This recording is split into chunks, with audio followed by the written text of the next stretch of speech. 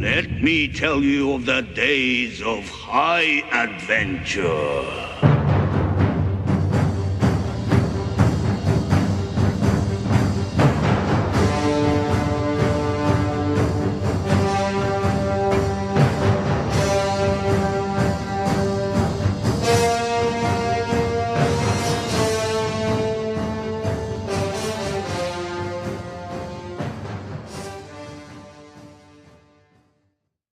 Hey there nation, welcome to the show where we help you to play miniatures wargaming on a budget. It is I, Commander CheapSkate, and we are back with another edition of Warhammer the Golden Age. This is our series of Warhammer Fantasy Battle Reports. This is Battle Report number 41. It is a 3,000 point battle that is fought between myself with my Fellhold Legions, my Dwarf 3,000 point Dwarf army, versus my other friend King Khalifa of the Schwarzwald Free Companies of the Empire. So this was going to be kind of an interesting one because both armies are very shooting heavy in terms of their artillery that they use, as well as war machines. So we kind of just see exactly how these armies stack up. Plus they're pretty brutal when it comes to close combat as well. So I'm pretty excited to see exactly what happens when these two armies kind of throw it down at 3,000 points. So with that being said, ladies and gentlemen, we're going to play some background music real quick. If you want to see exactly what each of the armies is bringing, go ahead and pause and take a look at your own leisure. So with that being said, let's get this battle report on a roll. Crom, I've never prayed you before. I have no tongue for it. No one, not even you, will remember if we were good men or bad, why we fought or why we died. No. All that matters is that two stood against many. That's what's important. Balor pleases you, Crom. So grant me one request. Grant me revenge. And if you do not listen, then to hell with you. Alright, so with that being said, let's go ahead and talk about the scenario rules real quick. We are playing a battle line scenario. It is your most standard game of Warhammer that exists. Typical deployment rules, so nothing special going on. Same thing with standard victory conditions. It's the most common type of Warhammer there is, and it's also our most favorite type to play from our gaming group. So pretty simple for that part. So with the scenario rules over with, we go directly to the battle plan. And here's an overhead shot of the battlefield. As you can see, we're playing on a 4x6 table. I am deployed on the near side of the table, while my friend King Khalifa is deployed on the far side of the table. So like I said before, this battle report is going to be kind of interesting because both sides are very heavy in terms of war machines. My friend King Khalifa, the tactic that he uses with his Schwarzwald Free Companies is to whittle your own army down with his Hellblaster Volley gun as well as his Great Cannon. Also assault on the flanks with cavalry, as well as his steam tank and Captain on Pegasus, and attack the middle with his infantry forces. He's got a very heavy close combat list as well, so it's a pretty deadly group. He's got a huge unit of great swords I got to contend with, who's got really good armor saves and really good attacks as well, and plus he has two detachments of halberdiers, which are pretty deadly in their own right. Not to mention he also has a unit of inner circle cavalry in the left hand flank, and instead of armed with lances, these guys are armed with great weapons, which is also kind of appropriate because I'm playing dwarves and I have high toughness army, so he's going to need the extra strength boost as well. So what my plan is pretty much the same kind of plan I've been using the entire time I've been using my dwarf army so far. It is a gun line build, so it is in my advantage to have my opponent come towards me, and as his forces maneuver across the battlefield, I'll try to whittle them down as best as I can with my handgunners as well as my crossbowmen, as well as all my artillery pieces as well. And then eventually when he closes in, engage him in close combat that way. As you can see, I have my main bulk of my army in the center of the table there. I have my infantry forces flanked by my missile troops. I have my war machines kind of scattered on the right hand flank a little bit to protect my right hand flank, as well as the Clan Greymane, my Chosen of Valaya, my hammers to watch over my right hand flank. And I don't know if you can see it, but in the top left hand corner I also have Joseph Bugman and his Rangers deployed there, so that way I can whittle down that unit of inner circle knights and hopefully engage his war machines and take those guys out as well. And if I'm really lucky, maybe engage in the back or to the flank of his main infantry lines. And that's pretty much the battle plan I'm going with on this one. Alright, so first off, let's go and talk about the deployment real quick for the Dwarves. As you can see, there's this picture of my center army. On the left hand side, that is Clan Izmir the Vengeful Ones. That's my unit of 18 quarrelers. They're armed with great weapons as well as heavy armor.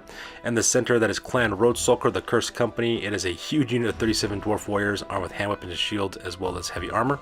In that unit, I also have Ragnar the Spellbreaker. That's my runesmith who's got 2 runes of spellbreaking. I also have Lord Ivar Bodison, the Lord of Fallen Holds, who's my general. He's a lord mounted on shield shield bearer. He's got 2 runes of iron, 1 rune of fortitude, as well as shield bearers. He's also got the rune of parrying, so he's kind of like a kid out to endure. Also, that unit also have Yorick Shatter Shield. That is my battle standard bearer Thane. He's got an oath stone as well as a great weapon, and he's carrying the master rune of Grugny, so it gives him some ward saves to that unit against shooting attacks, which could be pretty important as well. On the right hand side, that is a unit called Clan Helheim, the Fallen of the Dragonbacks. That is my 17 Thunderers, and that unit also have Grim Warlocks in as well. And then right behind them is the Rememberer, which is my Grudge Thor with a rune of penetrating, and that makes up my center deployment. And following my right hand flank here on the top of the little mountain there with the tree stump, that is my Decemberist of Winter's Past. That is my organ gun with a rune of accuracy attached to it. On the right hand side of that is the Sorrows of Eld, which is my cannon that has a rune of burning as well as a rune of forging. And then on the right hand side, that's Clan Greymane, the Chosen of Valaya. That is a unit of 19 dwarf hammers with full command. Also in that unit, the Keeper of the Gate, he's carrying a rune of cleaving to make him a little more deadlier for anti-armor, which is going to be helpful because I got to worry about a sting tank on my right hand side. And that unit also have Torchstick Blackbriar, who is my rune smith with 1 rune of spell breaking. And all the way across the table on the left hand side, that is my dwarf unit of dwarf rangers. That is Joseph Bugman and Bugman's Rangers, and they're located in the far left hand flank using the scout special rule, so that way they can start causing some problems on my enemy's backfield. And that pretty much makes up my deployment for this one. Alright, so that takes deployment for the Empire. On the left hand side, that is the Vagrant Brotherhood. That is a huge unit of 20 Knights of the Inner Circle. They're armed with great weapons. They also have shields and heavy armor. Leading them is Sir Tybalt Kraus. He's a captain of the Empire. He has 2 special pieces of armor. Not armor. 1 piece of armor, 1 is the is an enchanted item. He has the Crown of Command, so that way that unit is stubborn. He also has the Helm of the Skaven Slayer, so because he also causes fear too. That unit's also carrying the standard, the Steel Standards. That way they don't have to worry about barding or worrying about having to reroll charges and stuff, so pretty deadly there. Also in the middle of the tower there on the top, that is Donner. That is the Great Cannon, followed by Blitzen, which is on the ground level there. That is a Hellblaster volley gun. Alright, so the center portion of his army is where a majority of his infantry units are located at. Right on the left hand side is the Red Company. It is a detachment of 20 halberdiers. Followed by the middle is the Black Company, a huge unit of 40 great swords armed with great weapons, plate armor, as well as full command. In that unit you have Hans Jaeger, who is the Griffin Guard. He's a battle standard bearer with the Griffin Standard, which gives him double the rank bonuses for close combat results. However, they cannot pursue, but their detachments can, which makes it really deadly. Also in that unit is Victor Hellsbear of the Wilds, a level 4 Lore of Life Wizard. He's got the Book of Asher as well as the Iron Curse icon, and he also has a general in there as well, Gregor von Koenigsmark, who is an Arch-Lector. He's the general. He has the great weapon shield. I believe he has the Armor of Meteoric Iron as well as the White Cloak of Ulrich, so he's a little bit harder to hit, and he's also got a pretty good ward save. Right in front of it is 2 5-man attachments of archers from Rommel's Rangers. Behind them is a unit of 10 archers of Rommel's Rangers with Maximilian Max, the level 2 lore of Metal Wizard, who's got a Dispel Scroll, which isn't really going to do much good because I don't use magic, but you know, he makes an all-comers list and that's what he has. And on the right hand side is the Blue Company, which is another detachment of 20 halberdiers, so a pretty heavy combat-oriented infantry unit right there in the middle of the table. And following his right hand side, he's got 2 units. On the left, that is Hans Jaeger and Königswinter. That is a captain on an Imperial Pegasus. He's armed with a Charm Shield and a Sword of Might. He's the typical Pegasus riding War Machine Hunter character. And on the right hand side, that is the steam tank, the Panzer Baron. And that thing is made up of nightmares because I remember using that thing in my own army when I was playing the Empire, and I remember how much pain that thing can also cause as well. So with deployment over with, we go directly to the top at turn number 1. King Khalifa and I roll to see who goes first. Alright, so that takes us to the top of turn number 1. I managed to take the initiative in this game, so I will be going first, which is awesome, and this photo is taken after the movement phase. As you can see, the only movement that really happens is my Bugman's Rangers there on the left-hand side. They just kind of march up 6 inches because I need to get closer to my enemy to cause some problems. Other than that, though, everything else pretty much stays where they're at because I'm playing a gun line army, so that behooves me not to move, and plus I'm playing Dwarves, and we don't move very fast anyways. And here's a close-up of Bugman's Rangers getting within range of the fire their throwing axes directly into that unit of knights.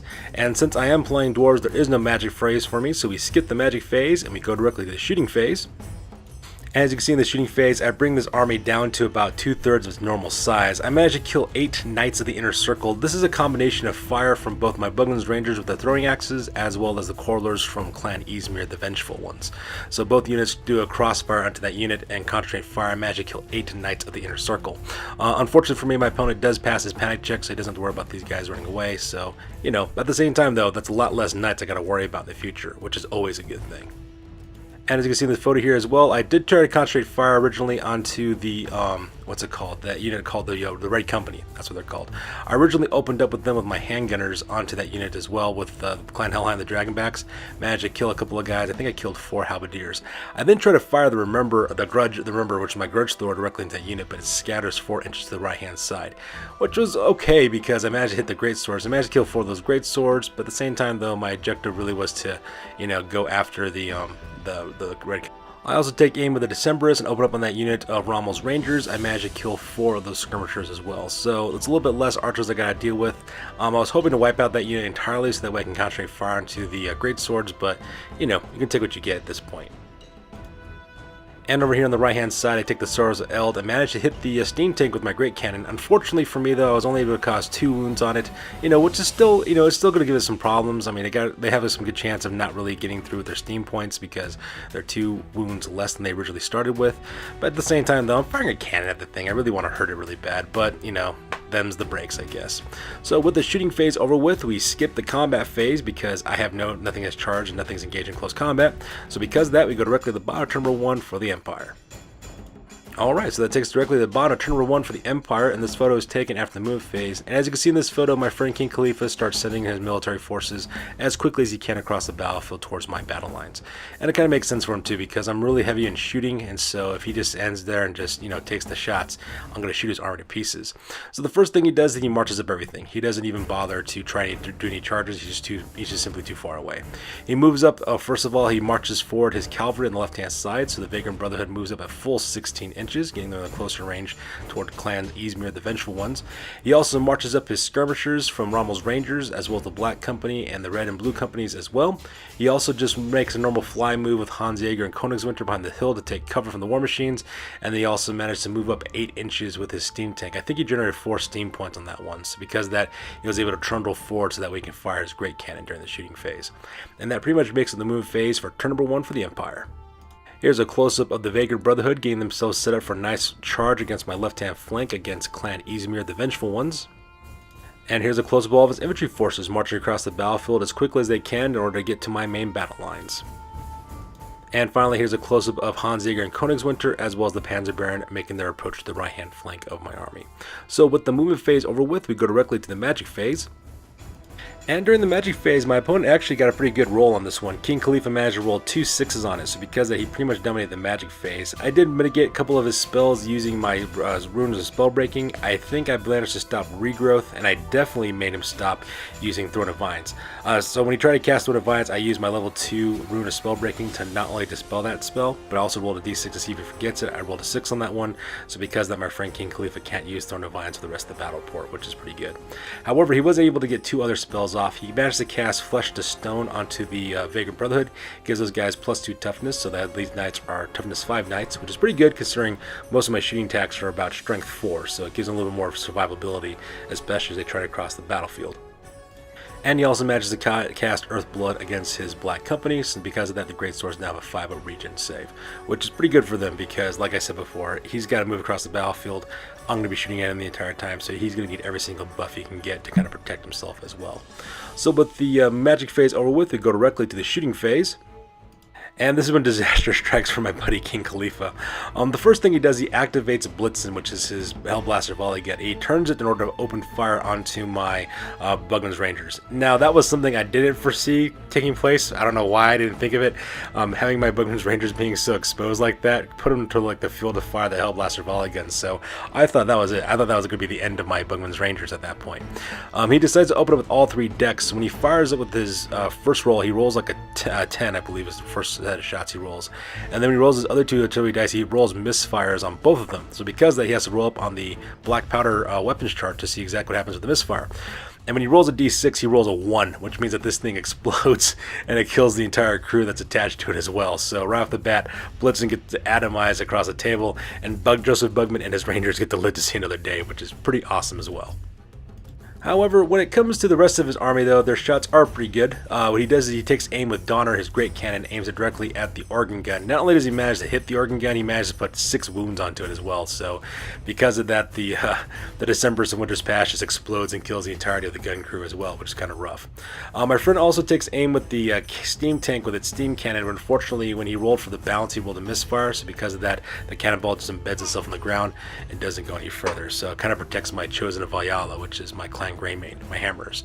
So that part was kind of nice as well. And that pretty much makes it the shooting phase.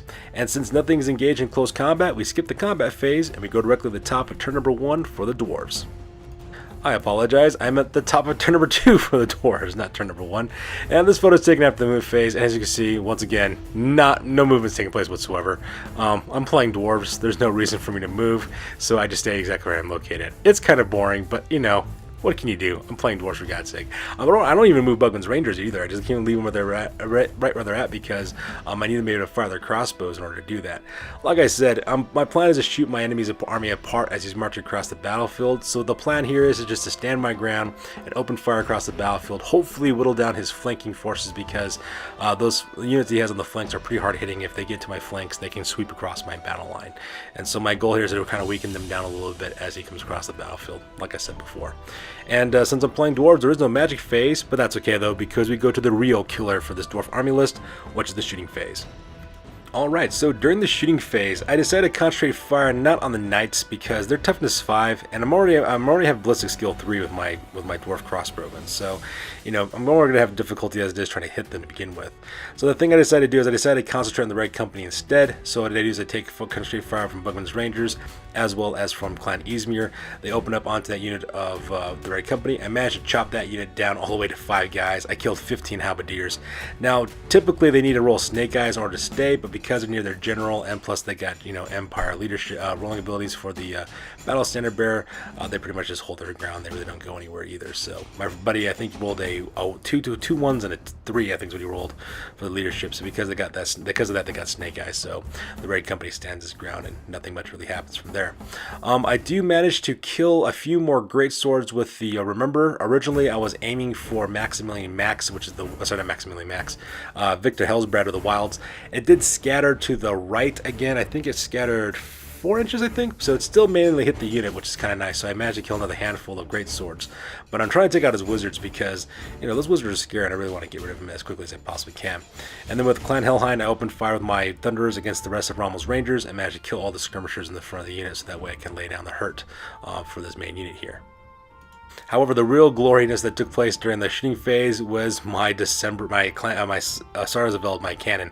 I take aim with it and managed to hit the steam tank. Managed to get direct hit on that part, and not only did I manage to hit it, I also managed to cause 6 wounds, which eats up the last of its wounds for that steam tank, so that thing goes kaboom and just blows up, and I managed to kill his Panzerbearer before he even gets a chance to manage to get into the flanks of my army, which is pretty helpful because that steam tank is absolutely terrifying.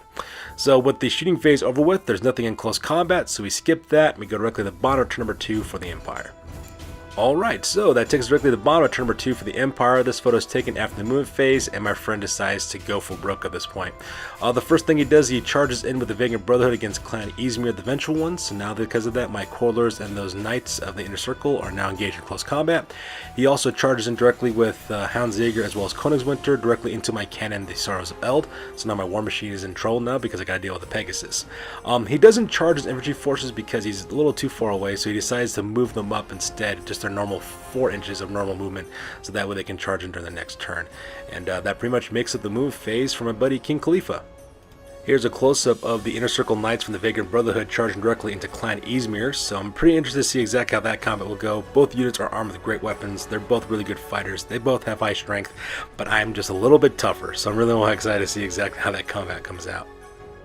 And here's a close-up of his main battle lines, foot slogging across the battlefield, trying to close the distance between his battle lines as well as my infantry forces. And here's a close-up of Houndsjaeger and Königswinter charging directly into the Stars of Eld, engaging my War Machine in close combat. So with the move phase over with, we go directly to the magic phase. Unfortunately for my friend King Khalifa, he rolled like a 4 for the magic phase, which I think was like a 3 and a 1 is what he rolled. So because I was able to dispel all of his spells, so because of that, not much happens during the magic phase. So we just skip that part and we go directly to the shooting phase. During the shooting phase, my friend King Khalifa does take aim with his great cannon, tries to shoot my dwarf warriors over here in the center of the table with my clan roadsucker. Unfortunately for him, though, when he rolled to see how far the cannonball bounced, he rolled a misfire, so because of that, the cannonball just embedded itself into the ground again. However, he does cut loose with the remainder of Rommel's rangers against my dwarf warriors, and he managed to kill one of them. So, you know, it's not much, but at the same time, though, it kind of upsets me a little bit because, you know, I do lose one guy. I guess I am kind of greedy that way, but, you know, at the same time, it's also kind of funny. So with the shooting phase over with, we go directly to the combat phase.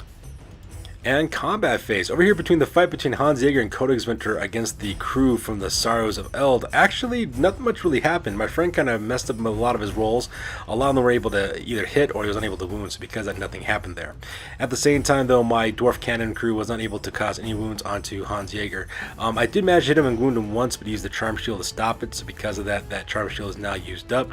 But because I have Gunner's Pride, and even though he did charge me, he wins by 1, I have Gunner's Pride. They're stubborn, so it doesn't really affect them at all. So because of that, that cannon crew as well as Hans Jaeger are still going to fight it out for another turn. Now the fight here between Clan Izmir as well as the Knights in the Inner Circle was actually pretty brutal. They managed to kill 5 of my Dwarf Warriors, which is kind of sad. But at the same time, though, I managed to kill 5 of their Knights as well, which is pretty cool to see that happen because I'm playing Dwarves. They got really good high toughness and they have great weapons, so when they hit you back, it hurts, which is actually kind of cool as well. I believe he beats me by 1 point because he charged. Yeah, that's basically what happened. No, I'm sorry. Ended up being a draw because I have a ranking, he doesn't. That's what ended up happening. I'm sorry. So because of that, it ends up being a draw. So none of the combat goes any further than that, and both are going to stick it out for another turn. And that pretty much makes it the combat phase on this one. So with combat phase over with, we go directly to the top of turn number 3 for the Dwarves. Alright, so that takes directly to the top of turn number 3 for the Dwarves, and as you can see in this photo, I do a lot of charging because I'm starting to smell the blood in the water, and I realize I gotta break this army quick, otherwise they could just destroy me by piecemeal if he's really good. So the first thing I do is I charge forward with Clan Greymane, the Chosen Vyala, my hammers. I charge directly into the Blue Company, and the reason why I do that is so that way I can negate my opponent's countercharge ability that he has for his detachments, because if I charge against his main parent unit, the detachments can then flank me, so I really want to make sure that doesn't happen. So I have to take on his flanker units first before I actually do that. So I send in Clan Vyala, my Clan Greymane, directly into the Red Blue Company. I think they rolled like a 10 for their charge roll, so they managed to cover 12 inches, which was the distance they needed to cover. So I managed to charge directly to those guys, so that part was kind of cool. So now that Blue Company is taken care of, the next charge I declare then is with Clan Roadsucker, which is my Cursed Company. And I charge directly into the Black Company, so because of the Black Company and my Dwarf Warriors now engaged in close combat. Now, like I said before, he does have a detachment of 5 halberdiers, so that part was kind of rough, but at the same time, though, if it's only 5 halberdiers, so hopefully I can destroy that unit of 5 halberdiers in the combat phase, so that way I'm not disrupted, because otherwise it could prove really, really bad if it doesn't work. It's a gamble, I know, but it's actually at the same time, I want to see what my Dwarf Warriors can do, because, you know, it's a huge honking huge unit, and they don't really get into combat all that often, so I want to see what they can do. So I charge directly in. They get flanked by the Red Company, but that's a risk I'm willing to take. And once I do that, I'm actually giving my Clan Helheim on my right-hand side. They actually are within the vision arc of charging directly into the right-hand flank of the Knights. So I rolled I think I rolled a 10 or an 11. I forgot which one I rolled, but it was enough to actually close the door on that part. So because of that, Clan Helheim swings over to the left-hand side, and now I got the Vagrant Brotherhood into a nice pincer attack, attacking from the front with my Clan Izmir, and the right-hand side with my handgunners. So that part's kind of cool. And that pretty much makes it the turn for movement for turn number 3. Here's a close of Joseph Bugman's Rangers, still located in the backfield there, getting ready to open up with their crossbows against the Cannon Dunner, because I need to kill that cannon too quick. And here's a close-up of Clan Helheim as well as Clan Izmir attacking the Vagrant Brotherhood, putting him into a pincer attack, so I'm really excited to see how that combat will turn out. And here's a close-up of Clan Roadsucker as well as the Clan Greymane engaging the infantry forces of King Khalifa's infantry forces. And as you can see there, I am being flanked on the left-hand side by the Red Company, but you know that's a risk I'm going to have to take at this point. And that makes it the close-ups on this one. And finally, here's a close-up of Hans Jaeger as well as the Stars of Eld, still engaged in close combat, fighting each other.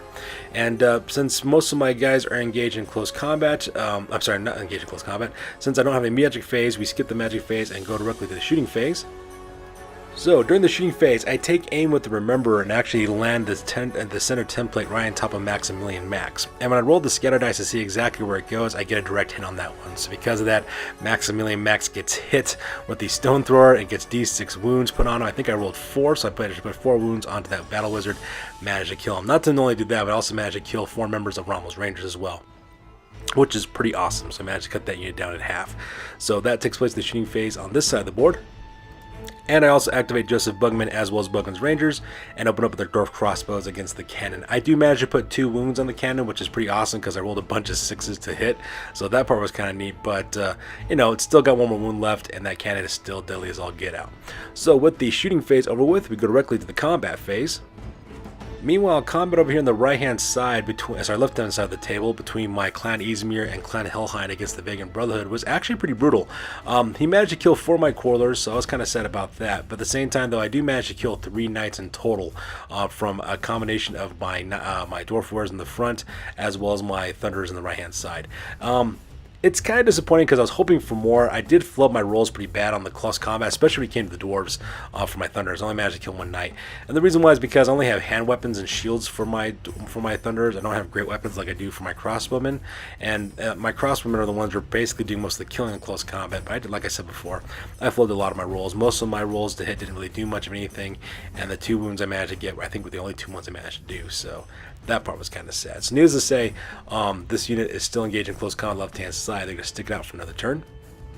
Meanwhile, the fight between Hans Jaeger as well as Königswinter, they do manage to kill 1 of my Dwarf crewmen, so that part was kind of sad. I was unable to cause any wounds back against the captain, but because I have Gunner's Pride, I stand my ground, and my cannon crew is still maintaining their, fighting against Hans Jaeger, which is pretty good, I suppose.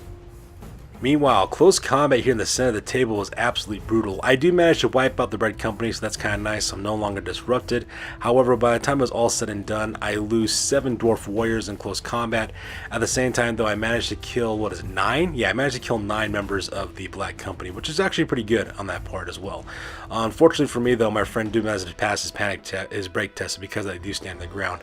And I believe the reason why they're able to do so is because of the Griffin banner, I believe is what it was. He got to double his break bonuses. And so if I remember correctly, I think he was only 1 point below me, or he might have been in a draw. I really don't know. No, actually, I take that back. It would end up being a draw because that additional rank bonus allowed him to stand his ground. That's what it was. However, on the right-hand side, though, combat between my Clan Greymane as well as the Blue Company is entirely in my favor.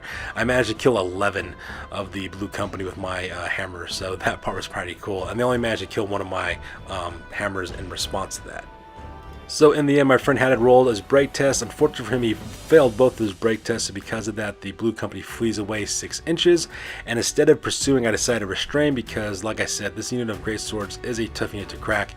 So I combat reform the Clan Greymane so that way they can charge directly into the right-hand flank of the Great Swords and get them in a pincer attack as well. And that pretty much makes the combat phase on this one. So with combat phase over with, we go directly to the bottom of the turn for the Empire. So now there's a picture of turn number 3 for the Empire on the bottom half of it. As you can see, not much movement really takes place. Everything is pretty much engaged in close combat. The only unit that's not is the Blue Company. And when he tries to rally those guys, unfortunately for him, he does fail the rally because they're too far away from the Battle Standard Bearer. So because of that, they flee up, I think, 7 or 8 inches away. So because of that, they start breaking in contact and trying to escape off the board. And that pretty much makes up turn number 3 for the Empire. Here's a close-up of the Inner Circle Knights still engaged with my Quarlers as well as my Thunderers here on the left-hand flank. And here's a close-up of his Great Swords still engaged with my Dwarf Warriors as well as my Clan Greymane getting ready to charge into the right-hand flank of the Great Swords. Here's a close-up of the Blue Company failing its panic tests and continue to keep on running, and hopefully by the next turn they'll run completely off the table.